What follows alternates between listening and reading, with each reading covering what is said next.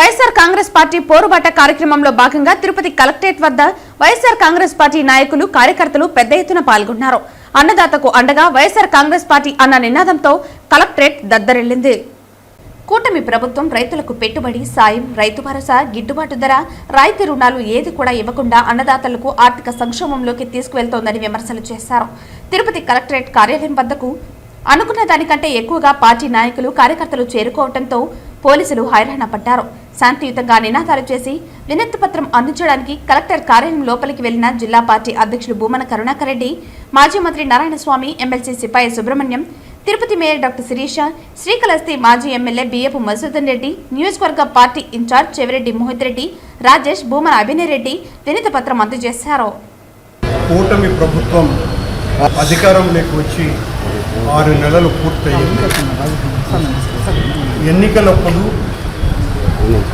Super 6 పేరుతో పెద్ద ఎత్తున వాగ్దానాలు చేసినటువంటి కూటమి చంద్రబాబు గారి నేతృత్వంలో అధికారంలోకి వచ్చిన తర్వాత ఏ ఒక్క హామీని నెరవేర్చకుండా, ప్రజల పక్షం వహించకుండా, ప్రజలకు అన్యాయం చేస్తున్నటువంటి తీరుకు నిరసనగా, మరీ ముఖ్యంగా రైతులకు చంద్రబాబు గారు చెప్పినటువంటి వాగ్దానాలు, ప్రతి సంవత్సరము 20,000 పెట్టుబడి సహాయం చేస్తానని చెప్పి జగన్మోహన్ రెడ్డి గారు ఇస్తున్నటువంటి 13,500 రూపాయలు ఏ పాటిది, నేను 20,000 రూపాయల ఆర్థిక సహాయం చేస్తాను, పంటలకు బీమా సౌకర్యం కలిగిస్తాను, రైతులకు గిట్టుబాటు ధరలు కల్పిస్తాను, 9 గంటల పాటు నిరంతరాయంగా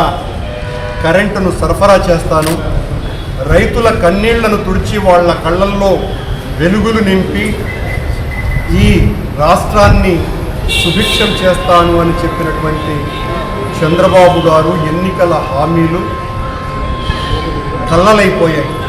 ఈ రోజున రాష్ట్రంలో రైతాంగం అంతా కూడా తడిసిన ధాన్యం కొనలేక, గిట్టుబాటు ధరలు అందక, పెట్టుబడి సహాయం చేయకుండా పోయినందువలన పడుతున్నటువంటి అవస్థలు అన్నీ ఇన్ని కావు.